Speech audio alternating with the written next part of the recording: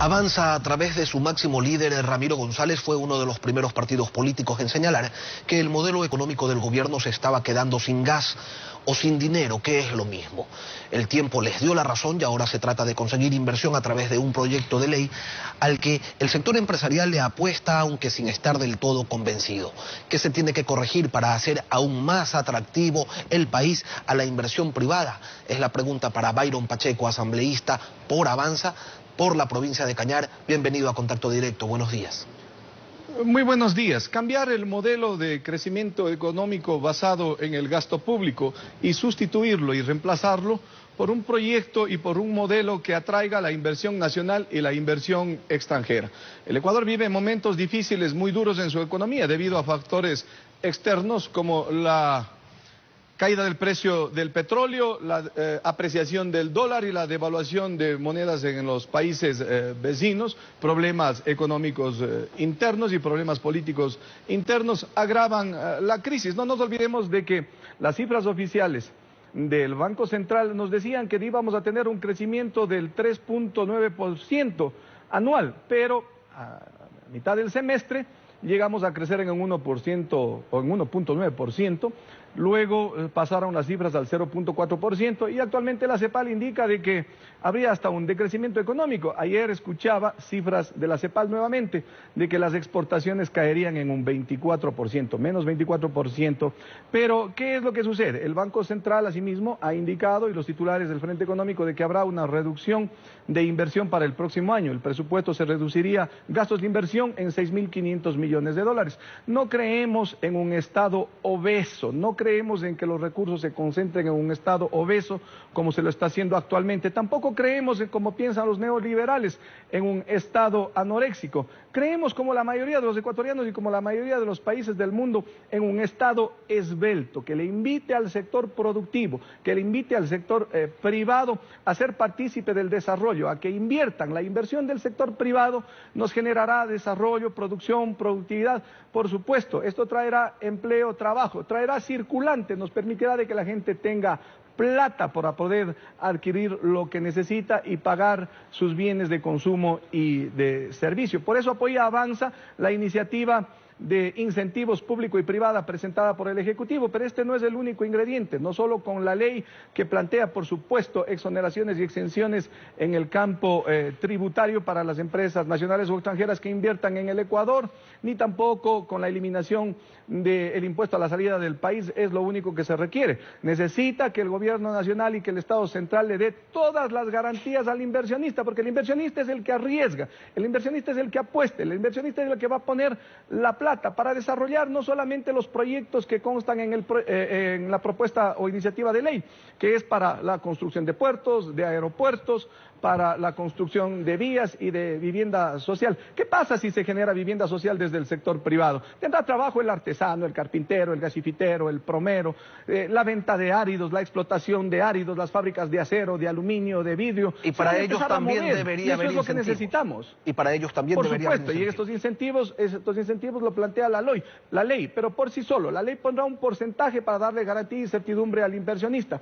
Pero lo demás lo tenemos que poner la clase política, particularmente el Estado central y el gobierno, al darle tranquilidad y de que no se improvisen ciertas posiciones políticas como sucedieron hace unos días, hace unos meses atrás, con el impuesto a la herencia que le estaba convirtiendo al Estado en un heredero más. Esto generó mucha incertidumbre que devino en una crisis económica sumada a la crisis política que, resultado de la agitación, llegó al país. ¿Cree usted que debería ampliarse no solamente para el tema construcción, puertos, aeropuertos, viviendas, sino también para aquellos llamados sectores estratégicos, este proyecto de alianzas público-privadas?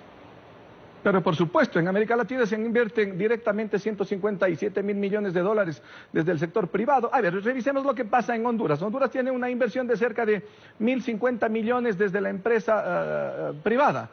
Chile, de corte socialista, tiene una inversión que llega a los 22.000 millones de dólares desde la empresa privada. No se le puede ver como un cuco, no se puede satanizar al empresario privado. El empresario tampoco le puede ver al Estado como un enemigo ni un adversario. El Estado y el empresario tienen que verse como aliados para formar lo que nosotros decimos un Estado esbelto, que coja de ambos sectores, porque eso es lo que requiere el Ecuador. Ya no podemos depender solamente de los recursos que ingresan al Ecuador, al erario nacional, a través de los diferentes rubros para generar obra pública y desarrollo. Sí, asambleísta, pero dentro de Alianza País hay un sector que no quiere ver ni oír nada sobre intervención privada en sectores estratégicos, que eso va contra la ética de la revolución ciudadana, se ha escuchado decir. La Constitución de la República desde el 2008 faculta para que el Estado central pueda prestar servicios públicos de manera directa. Lo hace también a través de los municipios, porque el Estado central no solamente es el gobierno, entre comillas, también son los municipios, son los GATS. Y dice la norma constitucional que excepcionalmente se lo podrá hacer también de manera compartida, ejecutar una obra parcial o totalmente con economía mixta, con la empresa privada. Pero vamos antes del 2008.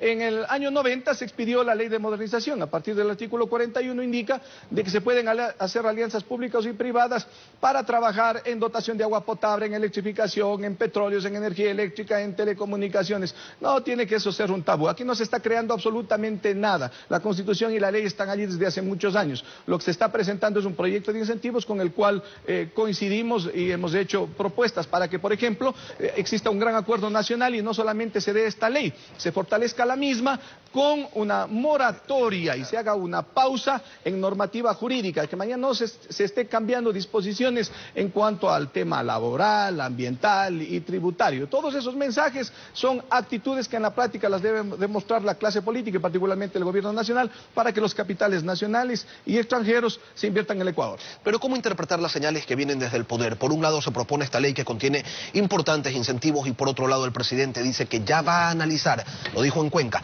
todos los subsidios que recibe la industria para quitárselos. ¿En qué quedamos? No tiene que haber un doble discurso y tienen que sincronizarse las expresiones que dice el Frente Económico con el Frente Político. Aquí manda el presidente de la República, y yo entiendo, y tengo mi propia lectura. El presidente de la República le puso un tate quieto cuando le dijo a Natalie Celia hasta luego y cuando le dijo a Pavel Muñoz hasta luego. Hubo un choque de corrientes, a lo mejor de quienes pretendían radicalizar la revolución socialista del siglo XXI y quienes pensaban, como piensan otros países, Chile, Honduras, Brasil, Argentina, de que la apertura a la inversión privada y a los mercados de capital, la apertura al mundo con el comercio desde el Ecuador a otros rincones del planeta es absolutamente necesaria. No tiene que haber dos discursos, tiene que haber un solo discurso. Y en esto, pues, el presidente de la República es el que marca las reglas del juego. La clase política necesitamos crear esa confianza, no desconfianza en los inversionistas. Por eso, absolutamente necesario un acuerdo nacional que le permita una moratoria que impida incertidumbre normativa en el Ecuador. Asambleísta, brevemente, por la comisión han pasado representantes del IES, del Banco Nacional de Fomento, de la Corporación Financiera Nacional, de la Superintendencia de Compañías, solicitando que se incluyan condonaciones a quienes no han pagado lo que debían cancelar y que esto se lo incluya en esta ley. ¿Esto es una contribución a que se atraiga la inversión o es una manera de premiar a quienes incumplieron con sus obligaciones, afectando incluso, en el caso de la mora patronal del IES, derechos ciudadanos? Lo que no se puede perdonar son intereses respecto de las deudas que existan con los trabajadores. Moras y multas se las puede condonar. Se propone que se lo haga a través de una reforma legal. Yo recuerdo que 3 administraciones atrás en el IES se lo hizo con una resolución del Consejo Directivo. Los temas macros son extremadamente más importantes. Todo lo que se considere incentivos en buena hora. Pero en el tema de combustibles, por ejemplo, se plantea de que la gasolina suba a $3. Tenemos un precio del petróleo que baja y algo contradictorio, la gasolina sube. No nos olvidemos de que por medio también existe un impuesto verde. Le invito al gobierno nacional a que revise ese impuesto verde. Caso contrario, si prorrateamos lo que usamos mensualmente o anualmente en gasolina y lo que pagamos a través de impuesto verde, nos llevaría a pensar de que estaríamos pagando $4 por la gasolina super, uno de los costos más altos de la región, ¿no? Byron Pacheco, asambleísta del Partido Avanza, gracias por acompañarnos esta mañana.